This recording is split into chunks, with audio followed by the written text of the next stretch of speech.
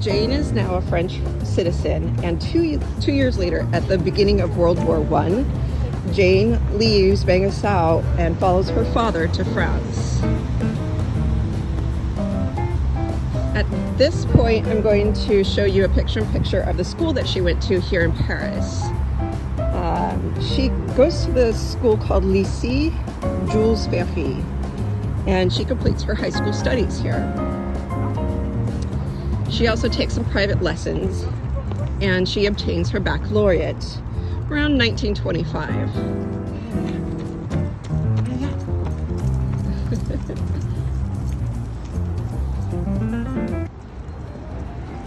Even though the school was not requisitioned by the army, daily life was changed by the outbreak of World War I. I did some research about the school, and since Jane was at the school at the same time, I'm thinking that she participated in some of these projects. Lycée Jules Ferry, the school that Jane went to, participated in all sorts of projects during World War I, including social works. Clothes produced in the sewing room were sent to the front. Raw materials were financed by fundraising by the students. The school did a lot of work during World War I. There was a headmistress at the school named Anne, and she organized lessons to enable the students to help their families meet their needs, while their fathers, husbands, and brothers were at the front lines. Despite the war, the school was expanded twice while Jane was there.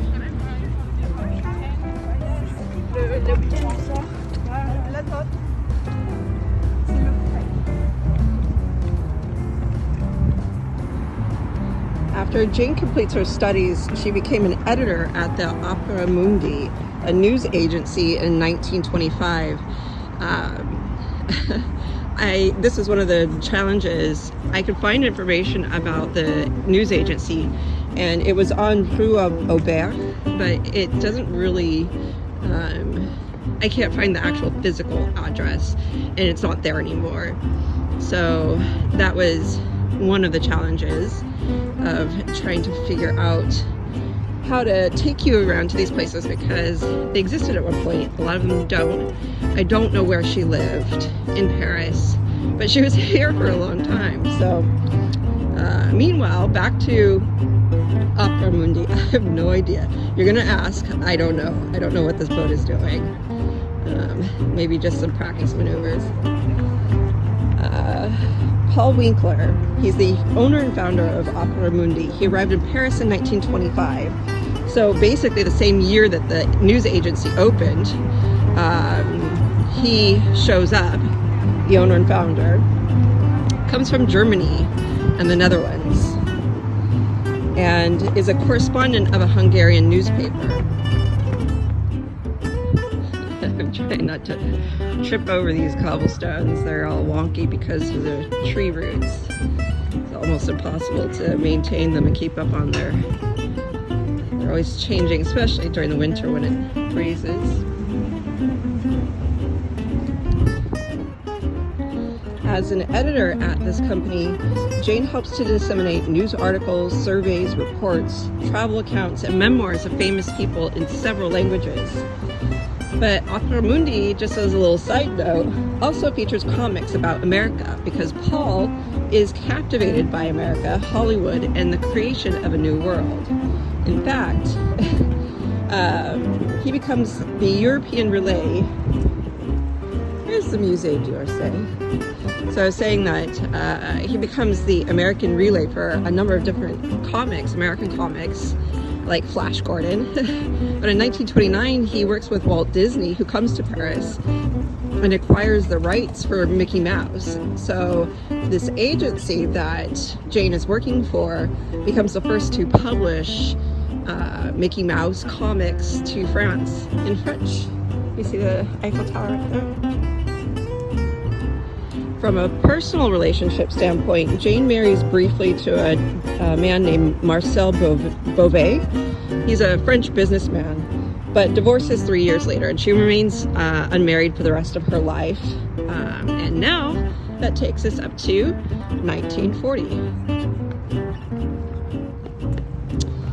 In 1940, Jane joins the resistance against the fascist and Nazi occupation. The same year, when German forces occupied France during World War II, the news agency, Agence France Presse, was taken over by the authorities and renamed Office Française d'Information, or the French Information Office. I'm sharing this with you because that's who she worked for next after Opera Mundi. And I'll show you a picture of what this agency looks like. It's just a big corporate looking building. But she works for them and continues in her journalist career at this point. Another side note, this press agency on August 20th, 1944, as Allied forces moved into Paris, a group of journalists in the French resistance seized the offices of the FIO again and issued the first news dispatch from the liberated city under the name of Agence France Presse.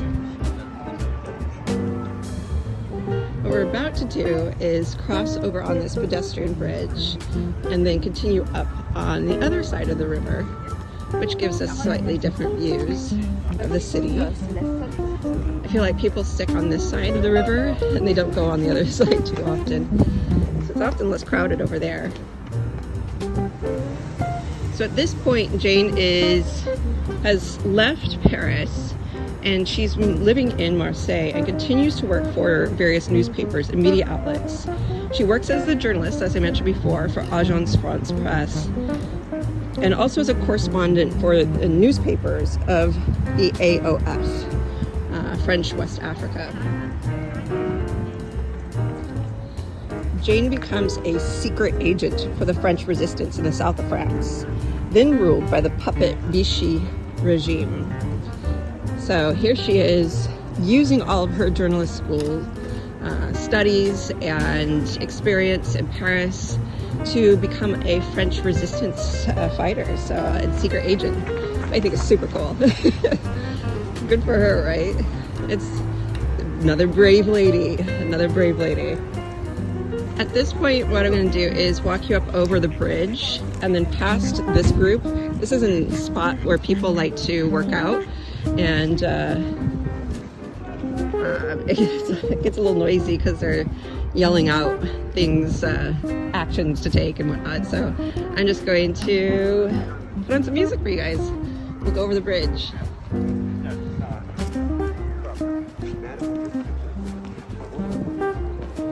Some ducks. There we go. Ducks.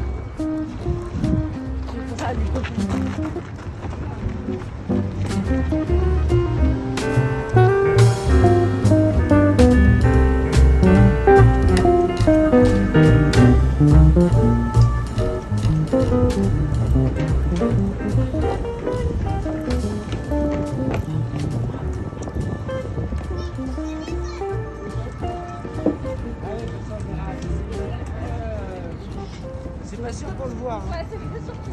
Parce que bon. Bien l'écarter en même temps. Oh, il y a deux chiens. Il y a des chiens. Ils ont de la même famille. Il y en a un avec une salopette.